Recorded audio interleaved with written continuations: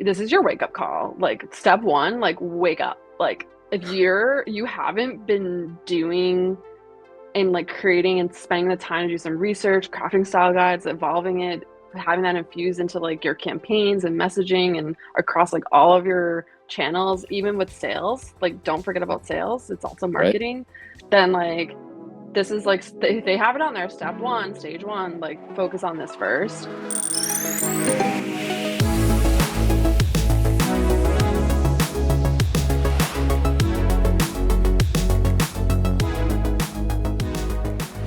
Hey there, fellow marketers, leaders, and listeners. Thanks for tuning into this episode of Call to Action. I'm Janet Mesh, the host of the show, and I'm joined today by Tucker Delaney Wynn, my co-host of the show, growth marketing lead at Intel. So we're very excited for another episode. This is episode number 11. We are full on double digits, people. We're excited. We're going to share what we overheard at HubSpot INBOUND 2025 conference. Really share like kind of our honest opinions and just observations and what the future of marketing seems to hold. So just as a bit of a recap, Call to Action is Intel's show. So in each episode, we analyze and discuss the trends in marketing across the industry, sharing our insights and ideas of what's to come and where you should focus. So we conclude every episode with one call to action that you can take, apply to your own marketing programs in your company, try things out, let us know how it's going. And yeah, let's see how it goes. So as I mentioned, I'm very excited for Tucker to join me. I think we should just get into it, Tucker. It's been a Let's just couple of get into weeks. it. Yeah, like we went to HubSpot Inbound conference. It was the first time I was in San Francisco. I got a lot of thoughts. I know you do too. So they actually even did like a hot ones during the conference. We had to miss that unfortunately and fly home. But you know, we don't have chicken wings on this episode. On our past episode, Tucker was drinking a root beer with a guest, so Yeah. maybe we'll have to bring that back. But Maybe we'll yeah, do as root beers with AJ Wilcox at Inbound someday. yeah, exactly. So I would love for you. I want to hear your opinions first, Tucker. Like you were day in, day out around the conference floor, putting in the hours, meeting tons of people, going a ton of sessions. Like, let's start with what were your observations kind of and you went to last year, so you've experienced on Boston as Mhm. well as San Francisco. Exactly. Yeah. So HubSpot Inbound 2025, a lot of fun. I think, as always for me, the biggest part was the connections and the people. I think got to meet a lot of really cool people this year, and obviously being on the West Coast, kind of get exposed to a whole different group of people. So making those connections was really fun for me. There are meetups, which I think are some of the coolest parts of Inbound, and that's where I got to really kind of just connect directly with people, start having genuine conversations. That was great. Um, on the flip side, I missed Boston a little bit. I think it was cool to be out on the West Coast, Yeah, I but miss being on home turf for sure. of course, and we're We are based in probably a Boston, little so biased, yeah, if people don't you know, know. if you're listening to this, Tucker and I are based in Massachusetts and Boston. We're like the only, besides David on our team, based here. We're a fully remote company, but we're the ones that are on the East Coast. So From perhaps a slightly more objective perspective, I would say that just the floor layout in San Francisco was not as conducive to randomly bumping in and connecting with people. It was a little it was silent. like yeah, it was very silent, which is Yeah. kind of ironic because I want to talk about silos on this episode. Yes, that's what I was thinking. Yeah. So I think that was the one downside. Whereas, in the layout in Boston, it's just very easy to kind of naturally walk and talk and bump into people as we did a lot. And I think I felt like things were a little bit more compartmentalized and just a Yeah. little less of a flow. So what are Yeah, you I gonna felt the same way. Like I felt it was difficult to find things and yeah, the flow was weird. Like you would kind of come out of one area and you're like, oh wait, I was just here, or then you would like walk somewhere and then you were like in a completely different place. Like right? and it was like kind of in a basement. So Boston, okay, if you haven't been, I actually talked to a handful of people that was their first time ever going Hmm. to Inbound, and I think which is great for them for HubSpot because they obviously tapped into a market that they've been trying to tap into, getting like new folks. Right. But what I love about the Boston Conference Center, so if you haven't been and you're planning to go or you're like thinking about it, highly recommend coming to our city. because our conference center is actually really nice now that I see other ones. Like we went to Vegas this year, now like San Francisco. I'm like, wow, Boston is superior. Like hot take, it's true. I'm sorry. I'm not sorry actually. I'm not sorry. I'm originally from Boston. I'm proud.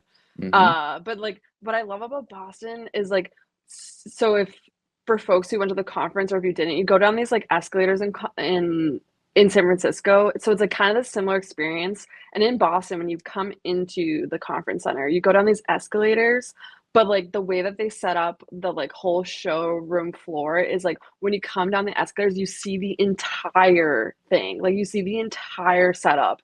And it Yeah. just looks so cool. Like HubSpot does such a great job in Boston. And like this is the first time they ever went to like California. So I kind of feel for their team. I'm like, Yeah. they probably like, guys, we have a template, like this works well, and then they had to change it all. So Right. Right. I just my heart goes out to them, honestly. Like they did a really good job for They like did. having to change everything.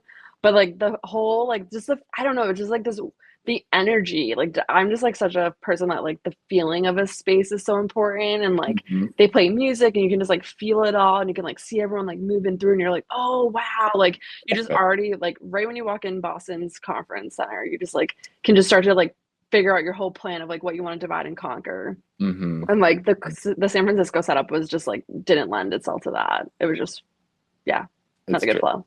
It's true. Anyways, there you go. That's our first observation hot take. Yeah, but you had some other there's aside from the layout, Jen. I'm curious to hear as well, like any kind of big highlights or moments for you at Inbound. Well, I would say maybe not like specific to the conference, but during the week, Amtel, we did host another mixer, a B2B marketing and sales mixer.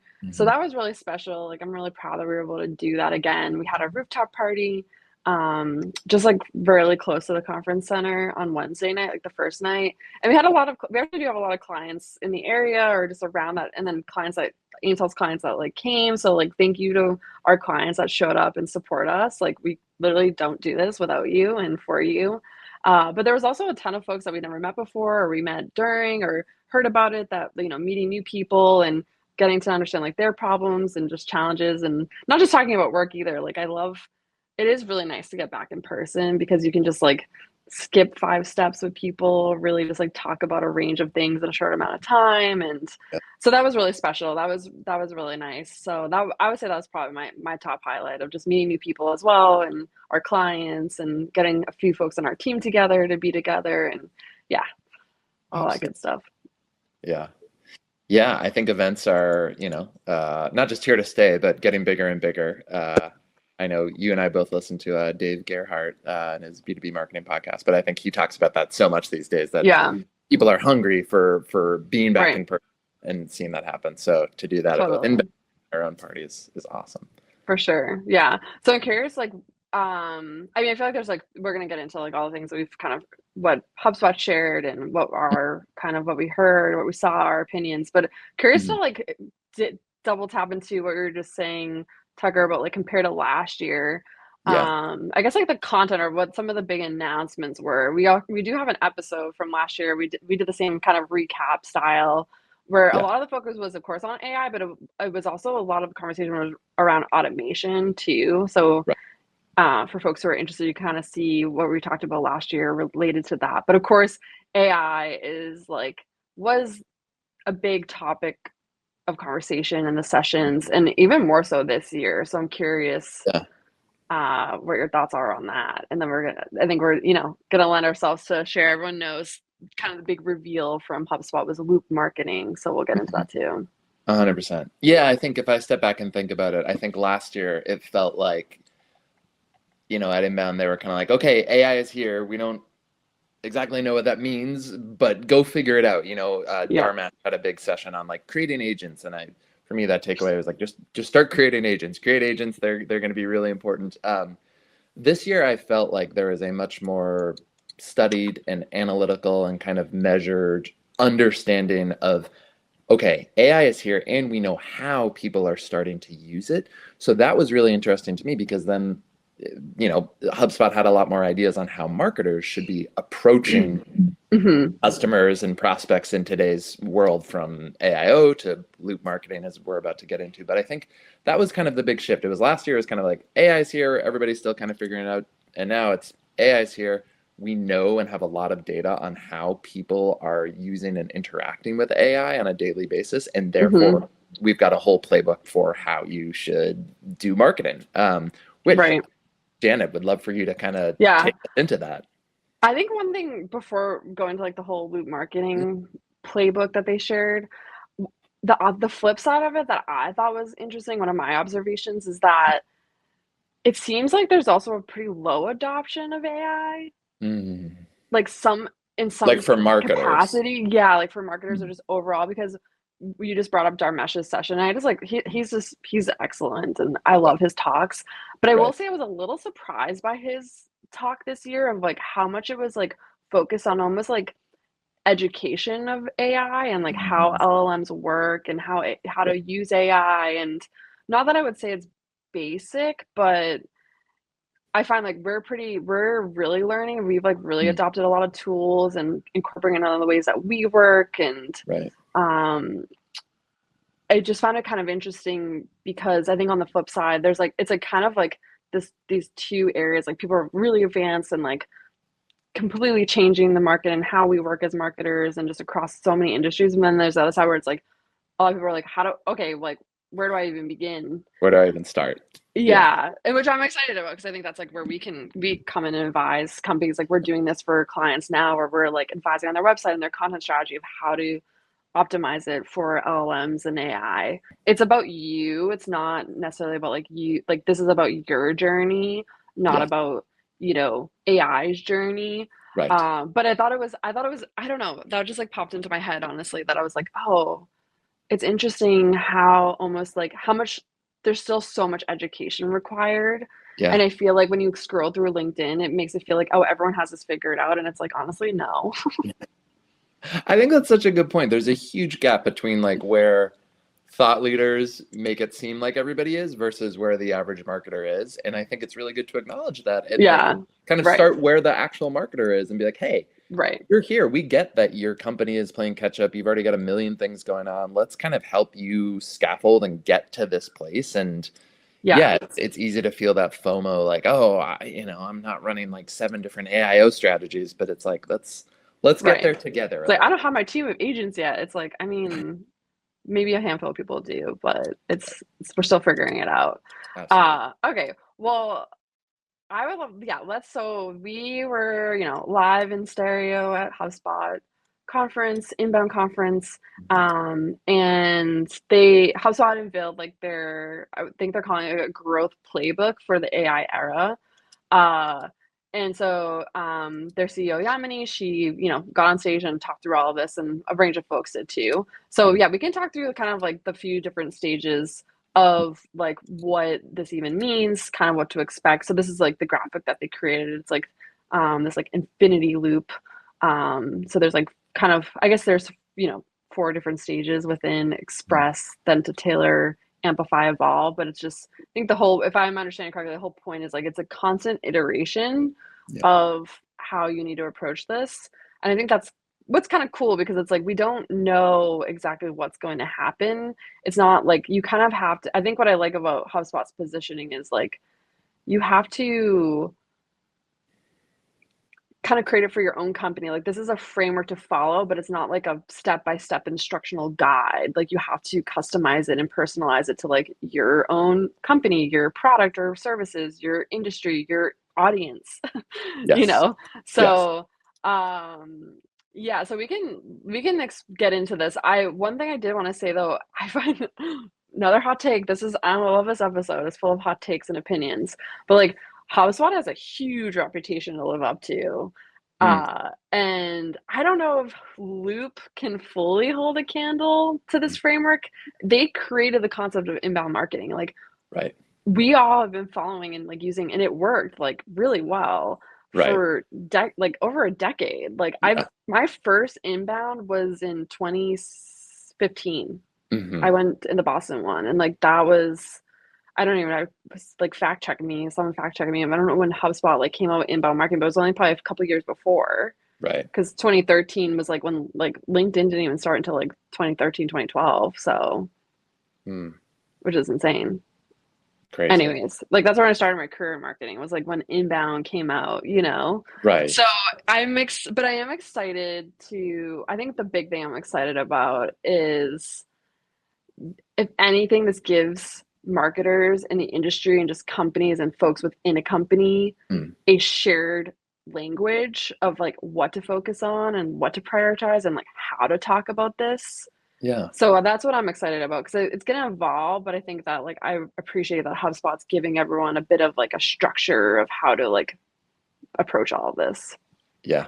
Yeah. I'll just say, Janet, I love the way you just framed up loop marketing. You know, HubSpot is talking about loop marketing as the growth playbook for the AI era. But I think the words you used, it's really a framework, it's a structure, it's not a step-by-step guide. Everybody's going to Right. kind of to tailor it for their own company. And I think that's really important to highlight from the get-go. As with so much stuff with AI, you can't just like take it and use a basic template. You're really going to need to be thoughtful about it. So completely agree. Yeah, and I think too, like we'll see. Let's walk through the 4 stages, but essentially, some parts of it are not terribly different than things that other marketers are doing or should be doing right now. Some parts are pretty different, so it'll be fun to kind of explore those 2 areas. Yeah. But yeah, let's dive into it. I think the best way to explain it is by getting into the 4 stages. So Janet, want to take us through stage 1 of loop marketing? Sure. Yeah. And I will plug call to action episode here at Neemtel. We have an entire episode talking about this stage, which I'm excited about. And something that's when we work with clients and companies, we're like, this is so incredibly important to express your distinct brand identity, but not even just express it, is like to create it. Like how do you sound? What do you look like? What is the personality of not just like your company, but like the people within your company, like the thought leaders, the executive team, those folks who, are creating your products or services. So this one, I mean, I'm really happy that they started with this because I think it's something that's always, everyone just wants to move into execution. And they don't want to spend the time necessarily to really like, this is a hard work. Like this Yeah. is difficult. Like, I Yep. think, it's hard to identify like who you are as a company, defining, your audiences, your ideal customer profiles, setting that branding and messaging, like actually like creating those messaging guides. Like, I mean, I love this type of work. I think this is like some of the most fun things you can do in marketing. So I find it interesting when people want to like skip over it and, create the ICP decks and then leave it on a shelf to gather dust. It's like, no, this should be like a living, breathing part of your entire like company. Right. So one thing, if I remember, you keep me straight, Tucker, is that you shouldn't necessarily be. I think you use AI to assist a lot of throughout this entire process, but this should really be coming like into like really trying to understand deeply like your audience and what's important to them, and then crafting that, but also like kind of bridging that with like what's your company identity and mission and vision. Yeah. So I mean, honestly, like if you haven't been doing this, I think the hot take of like the stage 1 express is like, this is your wake up call. Like step 1, like wake up. Like if you haven't been doing and like creating and spending the time to do some research, crafting style guides, evolving it, having that infused into like your campaigns and messaging and across like all of your channels, even with sales, like don't forget about sales. It's also Right. marketing. Then like this is like they have it on there, step 1, stage 1, like focus on this first. Yep.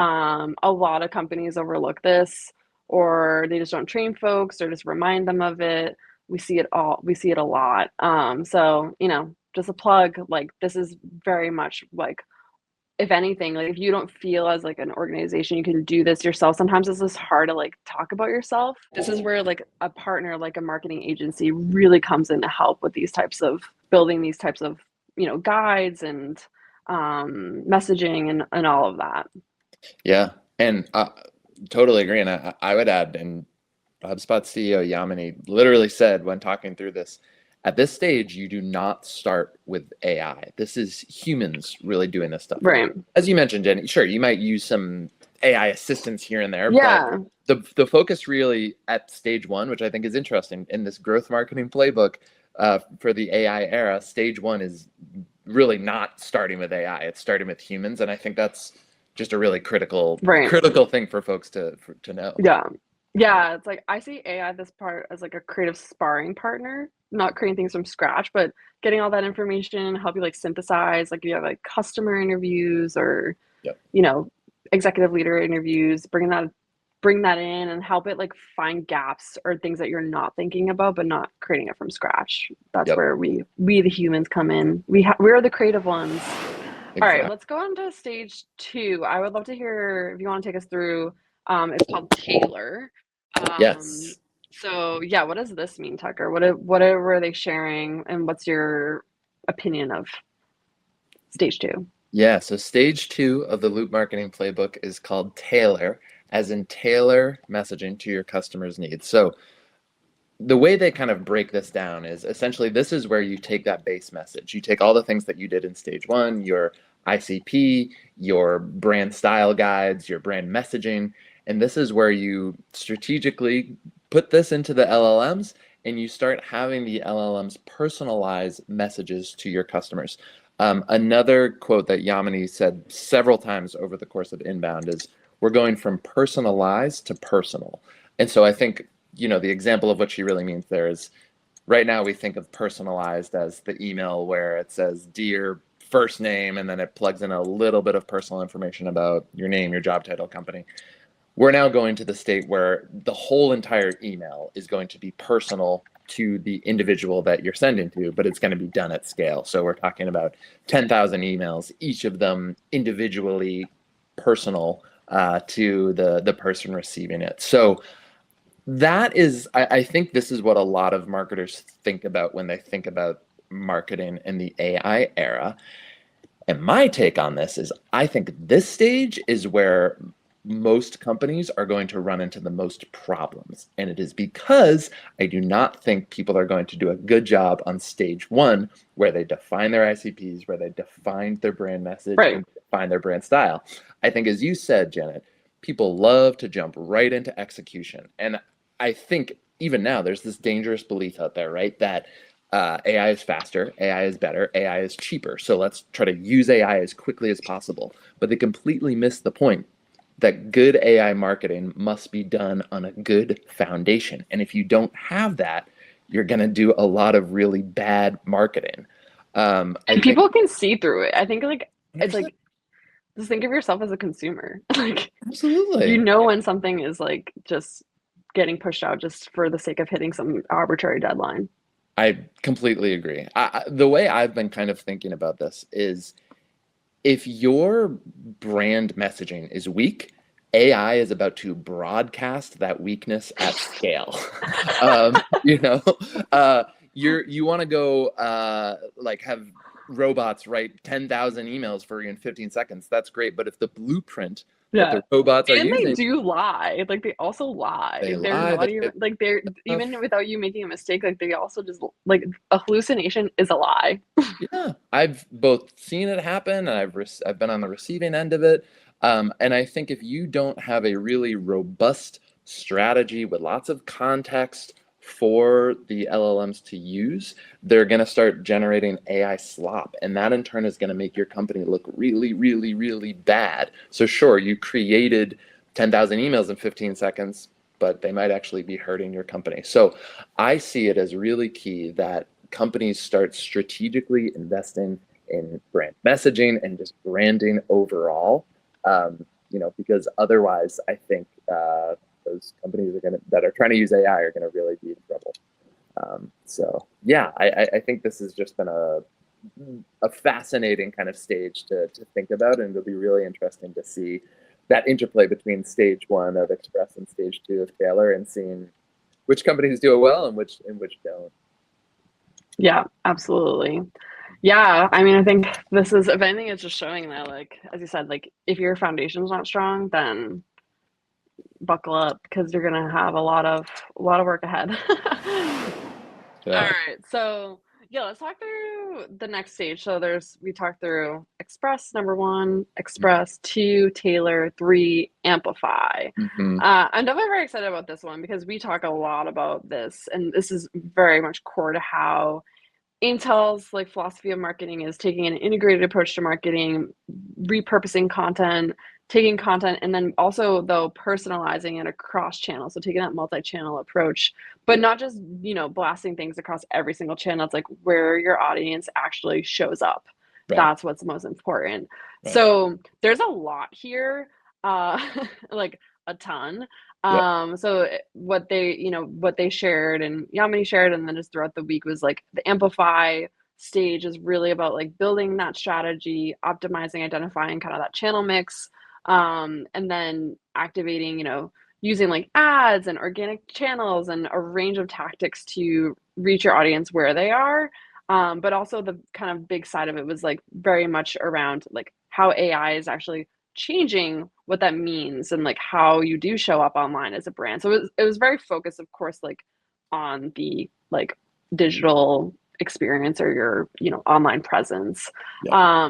So yeah, I think in terms of we can kind of go back and forth on this one, Tucker, and a couple, but kind of where I wanted to start, I think hot take. One thing I feel like we'll talk more about AI in a moment, but like one thing I feel like they did overlook in the presentations and just overall was like how you need to tailor your messaging by channel, by audience, so Mm. that you're like showing up, consuming, like where pretty much where your audience is consuming, engaging, and being entertained. Like Mm-hmm. everyone's just like, oh, just like put, go out there and just let AI create a ton of content at scale. And then to your Right. point, Tucker, it's like, well, what is that content? Is it actually going to be strong enough to share? Right. And and then like where are you actually like investing that? So Yeah. we very much think of like your content, think of anything you're producing as like, will it compound over time? Mm-hmm. Will the content that you're investing time, resources, money to create, is that actually going to like serve your brand, your product, your services like for years to come? Right. We actually we have a proof point on this in our last episode. We talked about how we did this for one of our clients, where we created video content for them and repurposed it to like blog articles and research articles and a range of stuff. And it still is actually ranking and now answering questions that folks are looking for. And we created that content 4 years ago, before generative AI even came out. So it's Wow. like that is the proof point in itself. That's like what you were just saying, Tucker. It's like you need to invest the time and make sure that you're really just focusing on that foundation, Right. focusing on that content. Right. So I wanted to take a moment there because I think that like when people think of Amplify, as you were just saying, they just think, oh, we just got to put out more. Right. And it's like, Right. no, you need to like amplify the quality. Yeah. I agree. I think across these stages, there is a level of thoughtfulness that really is required across every single stage of HubSpot loop marketing. It is not about just offloading the critical thinking to AI. I mean, Yamini last year said HubSpot handles simplicity and humans handle subtlety. And I think that holds true. And I feel like what you're talking about is quality content is still king and queen, and that is what is going to actually resonate. The idea that you're just gonna throw a bunch of content out there and remix it for different channels without a lot of strategic thinking, that's just another pitfall. And I think the AI hype machine likes to present ease and speed. And yes, I think those things are true. But again, starts with a great foundation and starts with the right kind of content that you're really doing. So For sure. I agree there. Yeah. Absolutely. Yeah. I think where I kind of also the other thing that I want to pick up on that you mentioned is knowing where to be. And I think this is a big shift that we're seeing right now of where you need to be. And Yamini called out a few quotes, a few stats, and then also a few quotes that I think are really interesting. She said, right now, half of searches don't end with clicks. And then she said by 2028, AI search volume will overtake traditional search volume in terms of how companies get found. The funny thing about the second one is I kind of almost feel like that's going to happen sooner, and maybe has It's it already. happening now. Yeah, I'm like that 2028, that's like that it's That I seems think so it far just away. I mean, I can understand they have to phrase it that way because like they don't want people to freak out, but it's like Right. it's all happening now. Like this is not the future, it's now. Most of my searches are now resulting in an AI overview or just Yeah, happening on AI. They're not even happening, right. in Chrome anymore. So, um, yeah. And then I think, the result that she said of that is that it's not enough to be on your website anymore. Marketers have to be on social, on video, on podcasts, and on LLMs. Um, Right. that's the other really big, I think, shift that I still see a lot of marketers catching up on. Curious if you kind of had any thoughts on that, Janet, or if that kind of Oh resonates yeah. I as well. mean, we've been like noticing and advising this for years. I think like take a step back. Like they're going ahead of 2028 and further, but it's like let's go back to 2022 when generative AI was released to the world by OpenAI. Like ChatGPT came out in November 2022. That was almost 3 years ago. Yeah. Like, and now we're like, okay, 2028. It's like that will be 3 years from now. So it's like Yeah.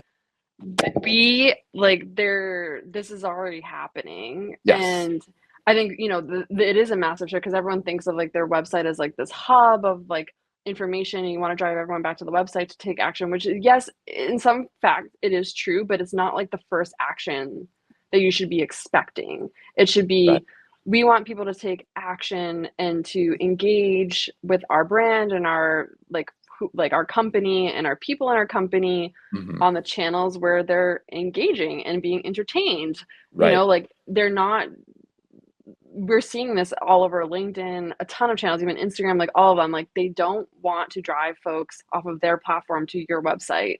They are very much, you need to, they want, the entire incentive is that you're staying on, like everyone knows, like how long you can scroll through TikTok and Instagram. Like that is the entire point of these platforms. Yes. So yes, like we see it all the time for clients. We see it like it's happening. It's not like something that's going to happen. And I think what we were just talking at the beginning of this episode, it's like if you're not at least thinking and starting to incorporate into like your marketing strategy and just honestly company like plans Right. to like follow this and like do this, then like you're gonna it's gonna take a long time to catch up, unfortunately. And that's the hard, honest truth.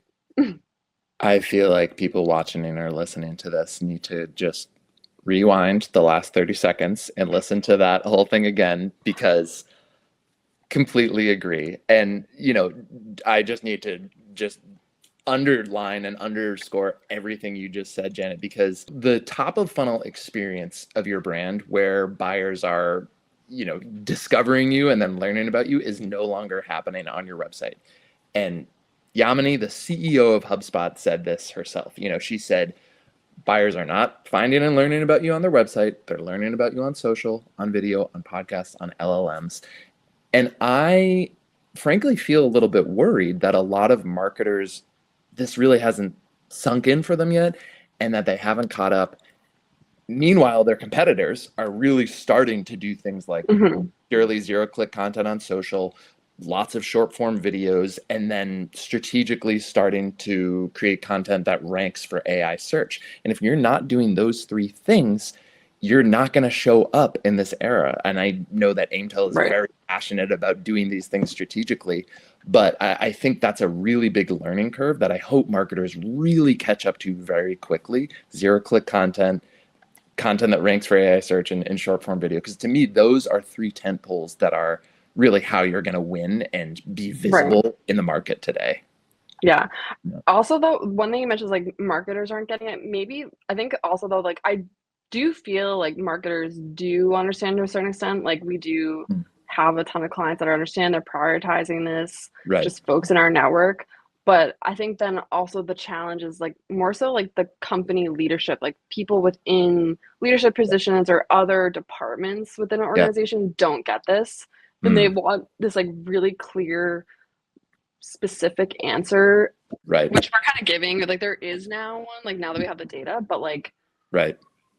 the problem I see is that like marketing is always like constantly having to like prove ourselves and like explain instead of actually like I think this is the point where you do have to just start executing and start iterating, which I do brings us to the next one actually, because the of the loop, or no, it's evolve. Uh-huh. is the next stage. But I do appreciate that HubSpot talked about this because, Yes. we do need to take action on this, and Right. companies need to start to like make moves. Right. But if we're if you're kind of not listening to your marketing folks, or like, folks who actually are like tracking this and seeing this, Right. and just being like, no, no, we got to drive everyone to our website. We got to invest in that. And we got to do these traditional things. And then they're not seeing it working. And then they're like, oh, marketing doesn't work. Right. Right. It's like this loop of like, oh my God, we got to like kind of we got to break that loop in some capacity to like achieve Yeah. what HubSpot is saying and what we've been saying for a long time. And other folks too. It's not just HubSpot. Like check out SparkToro, SEMrush, Webflow, even like there are tons of companies like very respectful that are like tracking this and know this is happening and advising on this. Yeah. Completely agree. We got to break the old loop and then start the new loop. And my hope is that company leadership start to understand this, and that we as marketers get even better at educating, those who are not deep in the AI marketing world, of Right. understanding what's important and what to value. Yeah. Yeah, so kind of to round out with this fourth stage of loop marketing is called evolve. Evolve your strategy. To me, basically, this means using AI to learn faster and to take action faster. And I think my take on this is that even though this stage is a lot about speed, I think actually this stage is a good one to kind of slow down on, because I think it's really easy to get lots and lots of data and lots of insight, and AI is going to make it even easier and even faster to get tons of data and tons of insight.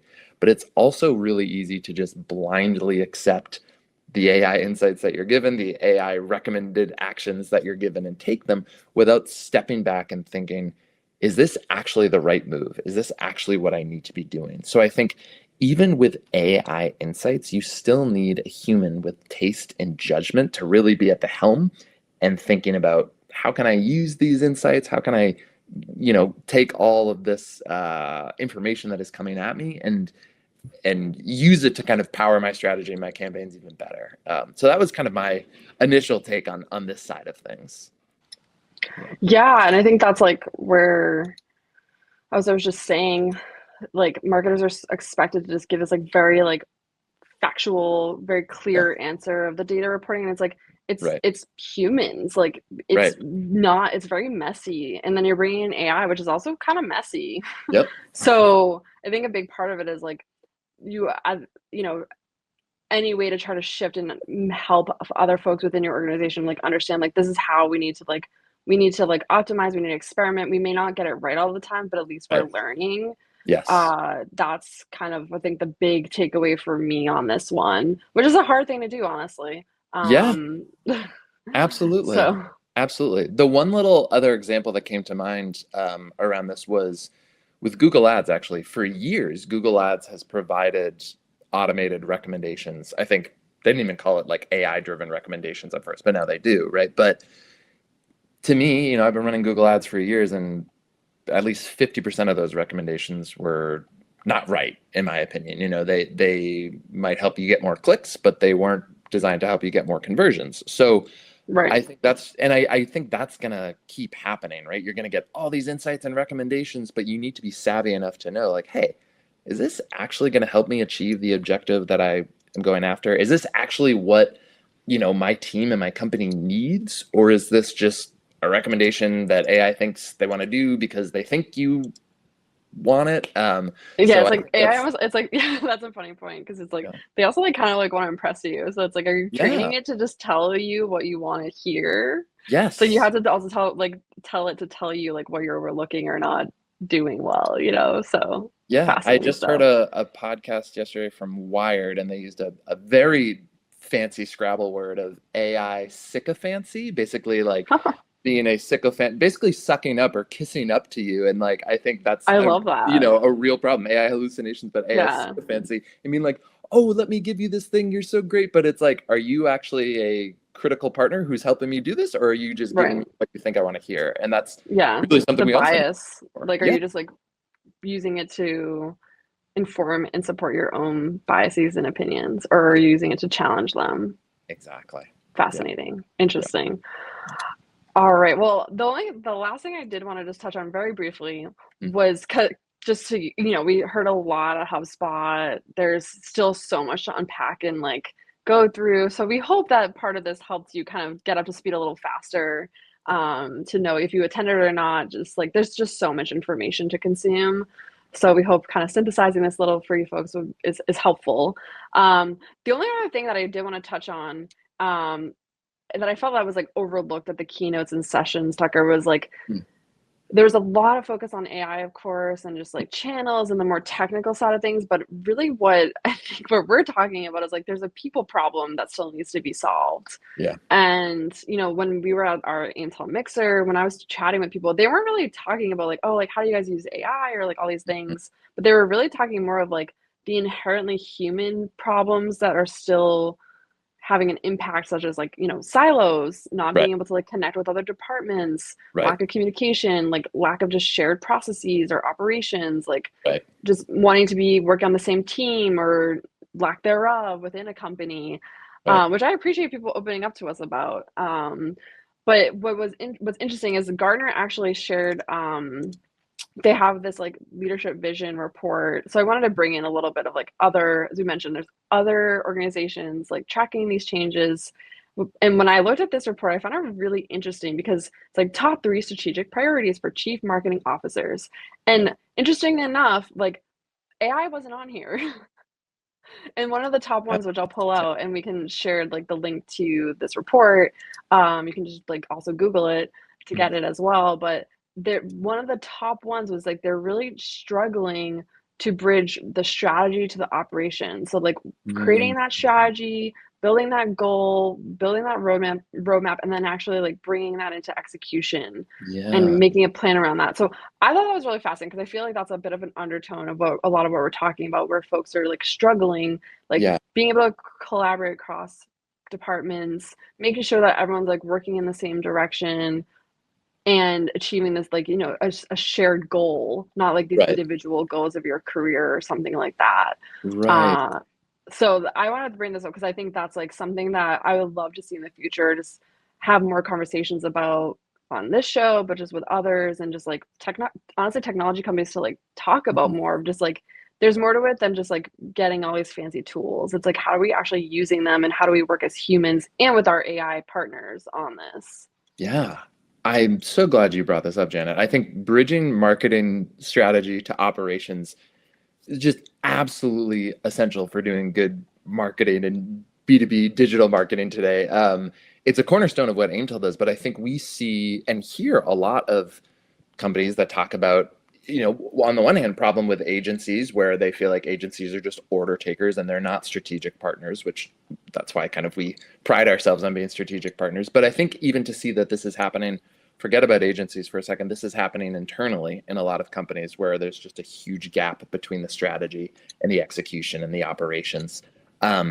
I think to bridge this to HubSpot Inbound, what Inbound they did talk a lot about there was hybrid teams, right? So they talked about the hybrid teams of AI and humans. But I think if people start introducing AI into their teams, but there's no uniform way to do this and no kind of uniform protocols at a company of how they're going to use AI, these problems I think are going to get a lot worse. So I'm really glad you honed in on this because I think leaders need to align on the strategy, the goals, and the processes for how they're going to, bring that strategy down the line into everything they're doing. So yeah, Totally. great, Yeah, cool. love it. Well, yeah, I feel like there's just always so many things to unpack. We do have a few episodes, call to action, that folks can check out, our past, like just take a look at our channel on our podcast as well as on our YouTube channel. But talk about thought leadership in AI, how to build brand trust. We have an entire episode about building your messaging, like, and give you a framework for that, like what we use as an agency for clients, as well as like actually developing our content strategy with AI. So there's a lot there. We've been talking about this for a while and excited that it's just, as I mentioned before, like I'm excited that this is just becoming more of a shared conversation way more, there's more data for us to really like have some more confidence of how to approach this. So anyways, I think we can wrap it up, Tucker. Go into what we think I'd love to hear, we talked a lot when over the loop marketing. There's 4 stages. I think maybe it's going to evolve to include more, who knows, as we continue to like learn and grow as marketers and just as an industry as a whole. So, but I'm curious to hear like what's your call to action for our audience today based on what we learned at HubSpot Inbound conference and just what we're seeing coming into the future. So I'm still thinking about stage 3, Amplify, and I'm still thinking about Yamini saying half of searches don't end in, clicks to a website. I think my current soapbox is getting more and more marketers to do zero-click content on social, specifically LinkedIn. So I'm going to say call to action, try to do 2 zero-click content posts on LinkedIn this month. Compare that engagement against, your posts that include links, and then share that information with your team, with your company, even outside of marketing, especially outside of marketing, to start taking the action to educate your entire company on the absolute necessity of doing zero-click content. So there's my call to action. What about yours, Jan? Love it. Yeah. I'm going to go with, I think maybe it's to like stage 1 and very much like taking the time to pretty much like, if you can like, I think I've shared this before, but it's like if you can get like your leadership or folks within the company to just like talk at you for an hour, share their vision, really like get into that like human core of like why your company exists, what are you trying to solve for your customers. If you can even talk to customers even better, like truly talk to them, not just like getting like notes from a call. Right. I think that's really where I would love to see like that's the difference, and that's what they were talking about when we talk about is like you have to start to build genuine trust and like differentiate your perspective, your opinions, really show up to like share that forward with folks. It can't just be like, as you were mentioning, like AI slop, but just like reiterating the same thing. Like you really have to start to get more specific. Like the more specific, the better. Of like, what do you actually solve? How do you help people? Whether that's a product or service of your company or just even just like your opinions, I don't think it always has to be something someone buys necessarily. So I think take the time to really like, if it's like getting on a Zoom to record, getting in a room at your next offsite, but being kind of the champion of wanting to bring that story out is I see as the role of a marketer. Love that. Absolutely. Never more true than now. So yeah. Well, thank you, Tucker, as always. Thanks for running the floor of the conference. Big kudos to Sarah and David on our team, who are also and Shelly as well, for just doing the rounds, meeting people, learning a lot on the Intel team, and then just everyone that we met. It was wonderful to speak to you, and for those of you listening, thanks for tuning in again to another episode of Call to Action. We'd love to hear from you. Like, what are your observations? What are your hot takes, your opinions of the HubSpot Inbound conference this year? And we really hope to see you next year. We will be attending next year. It's back in Boston. Woohoo! So we'll see you there. Looking forward to it. And let us know in the comments, subscribe to the channel, and we'll talk to you soon. Thank you.